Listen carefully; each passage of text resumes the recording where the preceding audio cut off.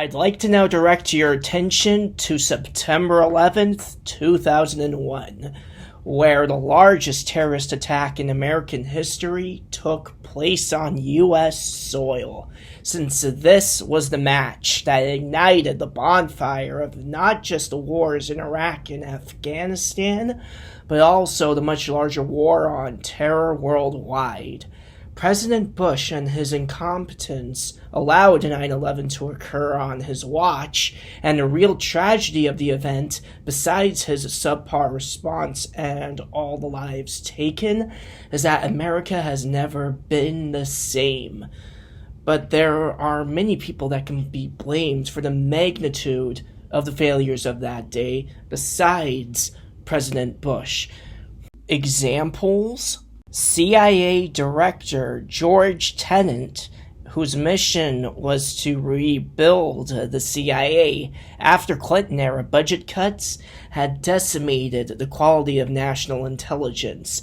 Tenet wanted to put more agents on the field, since only a quarter of the agents that were around during the peak of the Cold War were still around.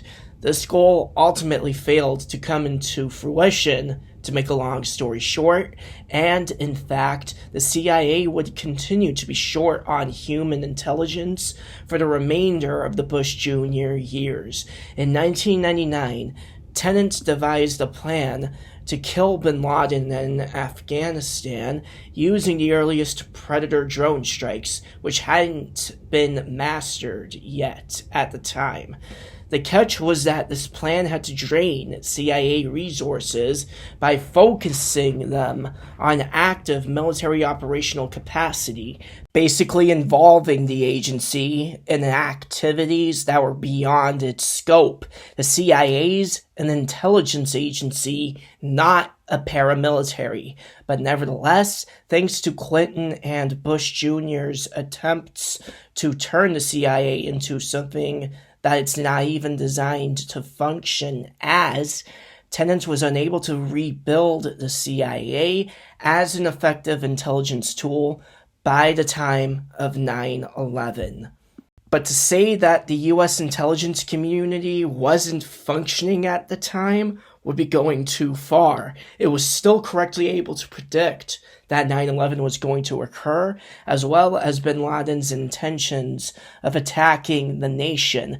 Some more important stuff now. In June of 2001, 3 months before the attacks, the leading national anti-terrorist expert Richard Clarke, along with George Tenet, knew that an attack by bin Laden was imminent, but they predicted it in the wrong location.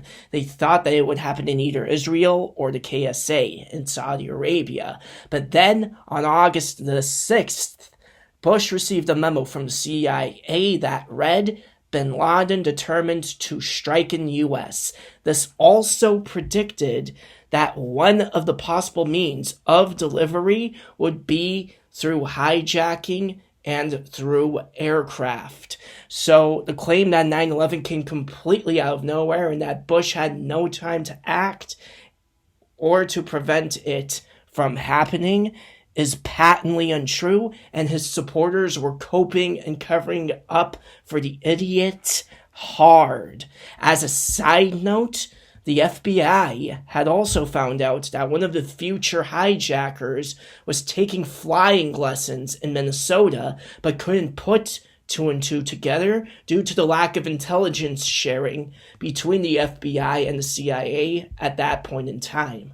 In fact, Tenet had met with Bush twice during the August of 2001, even though he denied such a thing in his Senate hearings. That goes to show how credible and reliable of a source he is, but just you wait, he's gonna have some company.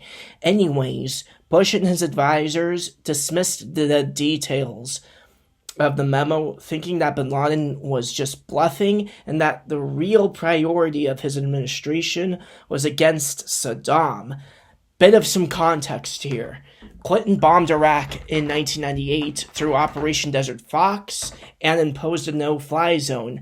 At the time, neocons thought that that wasn't enough and that he should have taken things to the next level and toppled his regime.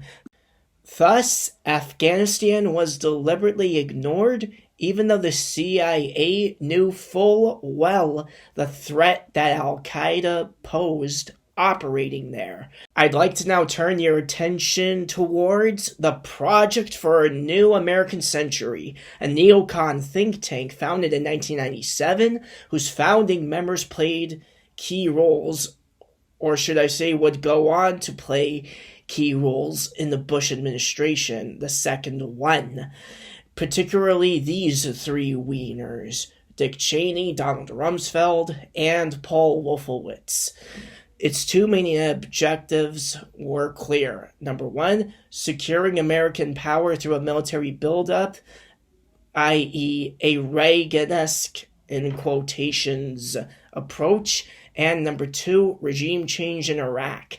After 9/11, the neocon-dominated Bush administration finally had the right timing and opportunity to carry out its game plan in Iraq and Afghanistan, using the war on terror as a cover for the invasions of both countries.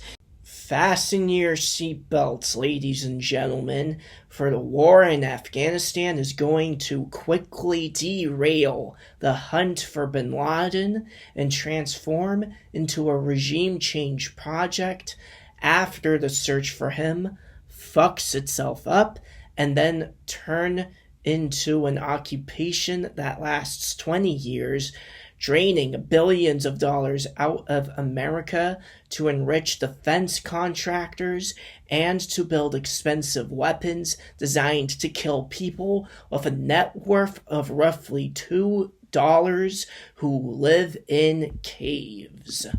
Was it all an inside job? No, it wasn't. But considering how incompetent and inept the Bush administration's response was, it might as well be the force responsible for knocking down the towers. And this is where I end my dissertation. Thank you for watching.